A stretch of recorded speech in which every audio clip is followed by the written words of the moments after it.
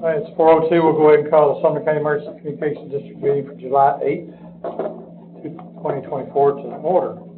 Roll call, please. Yes, sir. Mr. Anderson has a conflict. Mr. Baird is stuck in traffic in Nashville. Mr. Hartmeyer. I'm here. Mr. Harris, have no heard from him. Mr. Isbell. Here. Mr. McInnes. Here. Mr. Schaefer. Here. Ms. Templeton. Here. And Mr. Wright. You have 5 present and a quorum. All right. Okay, I have a motion for approval of agenda. So moved. Second. Second. Thank you. All those in favor say aye. Aye. Opposed say no. Passes unanimous. It's no citizens or delegations present. We'll move on. I have a motion, give a motion for approval of minutes, May 13th. Got a motion and a second. All those in favor say aye. Opposed say no. Passes unanimous. All right, moving on to the financial report. Okay, you have your balance sheet on the tape. However, there's going to be, we still have some June checks or invoices that we're going to have to pay that's going to come out of this right here. I don't know how many. 12-ish checks, somewhere around less than $20,000. Okay, so this won't be complete until we meet again. But you can see the LGIP account has $816,000 in it. The Volunteer State Bank account has $5,256,388 with a total of $6,072,000. And it looks like everything's going real well. All right, very good. Any questions or comments? Need a motion to approve. Motion to approve. A second. And a second, thank you. All those in favor say aye. Those say no. Passes unanimous. County Manager report. No report, Mr. Chairman. All right. UCD Director report. Yes, sir. We went to the MENA conference, got back last Wednesday. We were able to send 3 board members and 6 telecommunicators. It's one thing that we really wanted to push was to make sure that our telecommunicators are getting some quality training and have the opportunity to move across and go to different conferences. We're able to do that. APCO will be coming up the first week of August, and there again we're going to be sending I believe 6 or 7 telecommunicators, our systems administrator, CAD administrators. They'll be have that opportunity to move out there. And again, I think that does a lot for the morale of our telecommunicators also when we rotate those out and send those folks. Since our last meeting, the ECD has had 116 incidents. That includes anything with IT, anything with mapping and addressing. We've had a few subdivisions come through with 400 or 500 different addresses within those subdivisions. So we're going and we're popping up those addresses. So, Caliber update. We had a business process review during the 3rd week of June for the RMS portion. Every law enforcement agency who has taken part in Caliber has shown up, had the opportunity to come in and speak directly with Caliber, talk to the project manager, the folks who are going to be putting together the records management system. So again, just an opportunity for everybody to have buy-in and get what's going to work best for their agency, while still having that core RMS information sharing process also. We have our CAD BPR that's coming up the 23rd of July. Every agency, again, will also be invited to come take part in that, but that's mainly going to be geared toward our center to make sure that our CAD system is going to get what that needs. Caliber is talking about coming back, I believe, in August to come on site for a 3rd time already and start putting some things on our servers and start doing some work there. Work on this the week of the 13th of May, so they're already really moving forward with this. We're really excited about that. Caliber Users Conference will be the 30th and 31st of July, and we're going to send our CAD administrator and our systems administrator up to Indiana to take part in that, so they can start networking with other Caliber users, find out what's working well for them and what we can implement here as well. Had a lightning strike on June the 16th, 2024 at about 7:20 in the evening. I believe I sent you all some information about that as well. This is a list that we have so far of things that we have found that that we have had problems with. And just like we've said the whole time during this, as we fix a couple of things, we inevitably find something else that is wrong. But hopefully, knock on wood, this is about the extent of our big problems. The county is taking care of the bills for the building or fire suppression or things like that. BCD, of course, is taking care of the issues with the equipment, the backroom hardware, and that's been better than what we thought initially. We've had to replace three network switches. We've had to replace a few other things. I was looking at a quick glance. KBMs at a couple of the stations. There were some radio issues, but we got hit pretty hard. We think that it came in, and I wish my fire guys were here. There's a PIV module that's out front, and we think that's where the lightning hit. It came in and immediately took out the fire panels, which caused the fire suppression unit in the server room to expel all that gas in there, and so that's been a time trying to get that thing refilled. So we just sort of spiraled from there. But it was a pretty nasty lightning strike, and as much as we thought that we were taken care of and grounded, just goes to show you that there's nothing that's on earth that's 100%. So, any questions about the lightning strike or on that report? All right. That's the extent of the ECD report, sir. All right. ECC Director's Report. I'll take that one. So just a couple of notes here about some staffing. Actually, we're looking pretty good. We have, obviously, the director's position is still technically vacant. We have 4 or 5 supervisor spots.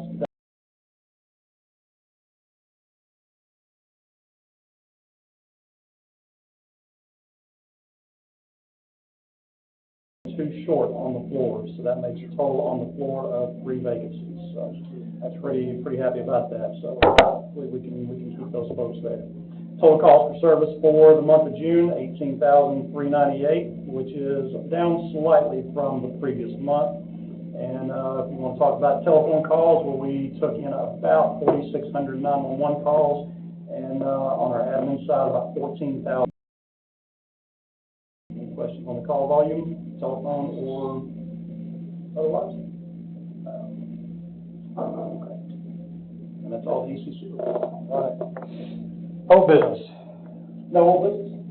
All right, moving on to new business. All right, surplus inventory. Sorry I did not get this out to you sooner. I was just making sure that these chairs were the districts and not the county before we put those out for surplus. The ECC had some extra funds left over, so they were able to buy 18 new dispatch chairs a couple of months ago. Therefore, the 18 or 17 now Iron Horse chairs that we have that were originally put in 2017, we're ready to retire those and either repurpose them, put them on gov deals. If you would so entertain, if there's maybe a less fortunate district out there or a PSAP that might need some dispatch chairs that are still good, these chairs we were buying brand new are $2,500. So they're still decent chairs. They've seen their better days. So just looking for the opportunity to either repurpose those or put those on gov deals. So I'd make a motion that we dispose of them in accordance with county guidelines, but under your, I guess the district's discretion as far as repurpose in county for another district or GovDeal.com, whatever falls within the proper procedure, but under your discretion. That would be my motion. Second. All right, any other questions or consideration on that? All those in favor say aye. Aye. Opposed say no. That passes unanimous. Our bookkeeper contract, this is our yearly agreement with Jennifer for this fiscal year. So we're going to pay her a total of $5,400, which comes out to about $450 per month for keeping up with our books, taking in the receipts, writing the checks, and providing reports as requested or by policy that we have. Questions? Motion, second? Second. All those in favor say aye. Aye. Opposed say no. That passes unanimous. I'm sorry, who made the I'm sorry. second on that? Is that your deal? But, all right. Okay, thanks for the second. Sorry about that. All right. Legal counsel. So, while we're certainly appreciative of the county's efforts in helping us through different things, through contracts, through some advice. We did run into a little snag that we just really didn't think of before when we were looking over and drafting the interlocal agreement for the CAD and RMS. So our interlocal agreement is between the district and the county, the district and the cities, the district and the drug task force. So as Mr. Weiner was helping me go through that, he did say that there was a potential conflict there because if there is some issue later on, he would be obligated to represent the county, and this agreement is between the county and the district. So just made us sort of think, and I know that they have their hands full as well already with some county business. So we certainly have within our ability to pay for legal services also.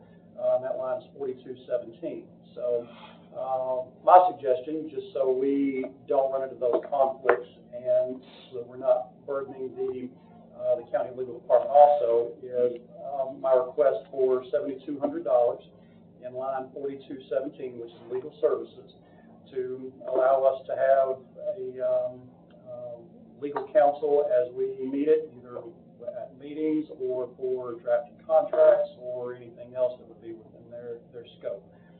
I have tried to look out for a few different quotes, if you will, or some rates of different attorneys throughout the county, and what it seems like somewhere around $300 to $350 per hour for the attorney, him or herself.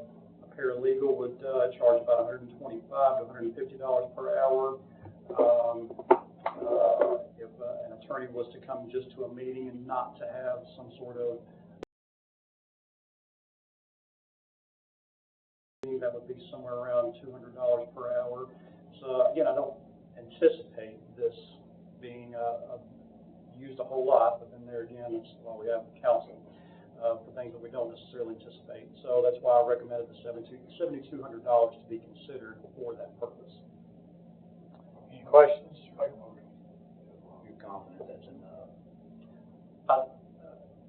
I'm pretty confident, yes. We always revisit. I do think, just in some rough figure, even if we had somebody present for an hour's meeting 6 times a year, that's what, $1,200. So anything beyond that, I think $7,200 would probably cover that well. And we're still well under our projected revenues as well. Are you still wanting to use? I'm sorry if I may. No question. Are you still wanting to use us in the interim and just use them when conflicts arise, or are you looking to have independent counsel for everything? Well, again, I know that you guys are busy with other things and with the county, and I would just hate for there to be some conflict that would arise later on. So it's certainly nothing against the county at all. Again, we're very appreciative of that work. But I think having that counsel that's independent and would be able to represent us and advise us, I think that's probably best in the long run. I don't think that's enough. I think $7,200 is a little low. Opinion, yes. I noticed yours was $100,000, but I didn't want to ask my board for $100,000. I'll second that motion and we'll revisit it. Okay. I got a motion and a second. Any further discussion? All those in favor say aye. Aye. Opposed say no. That passes unanimous. Thank you. Therefore, we need to revisit the 24-25 budget, and let me bring that up real quick here. So at $7,200 for the legal services, again, that. Make a motion, we make that adjustment on the budget. Have a second? Thank you, sir. And a second. All those, any other discussion? All those in favor say aye. Aye. Opposed say no. Passes unanimous.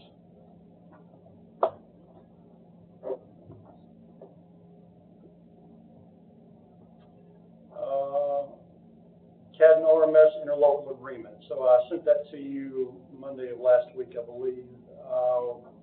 We can certainly bring that up and take a look at it if you want to go over any part of that. 3-page document, pretty thorough. I didn't see any issues with it. In the end, anything can change with any department head, any police chief, whoever. So just, I would rather everybody know up front, hey, this is what the district is giving you. We expect you to pay your fees. If you don't pay your fees, Somebody's got to pay them, so you don't pay your fees, you don't get the service. So I don't anticipate that being a problem, but, and then some other, information in here about, cybersecurity, what to do if there is a breach or if there are any other issues there that will arise, but, I think it's pretty basic and not really asking a lot, but keeps everybody on the know of it. If you approve this, then I would send this out to each department head. I'm sure their departments would probably have to run it through their respective legislative body, and then we would get that back. And if the department head should change or move on or whatever, then you do a new signature for that department, new agreement. We can certainly do that. Yeah, I think that is probably wise. There's an out clause in there. Just I think 6 months, I believe, heads up if somebody wants to pull out. But it's a pretty good deal, I think, and they're not going to find if they go out by their own RMS system, they're going to pay a whole lot more than this. Yeah. Do that motion. I got a motion, second. Any further questions or concerns? All those in favor say aye. Aye. Those say no. That passes unanimously. And then finally, just a budget adjustment. I need a whopping $24 to go from 42.49 to 42.50. Motion to approve. Have a second? We have an hour discussion. Second. All those in favor say aye. Aye. Those say no. Saving everything for this one. I'm sure it worked, yes, sir. Yeah. That was enough. That passes unanimously. Next scheduled meeting is September the 9th. Same bat time, same bat time. All right. To adjourn. Thank you.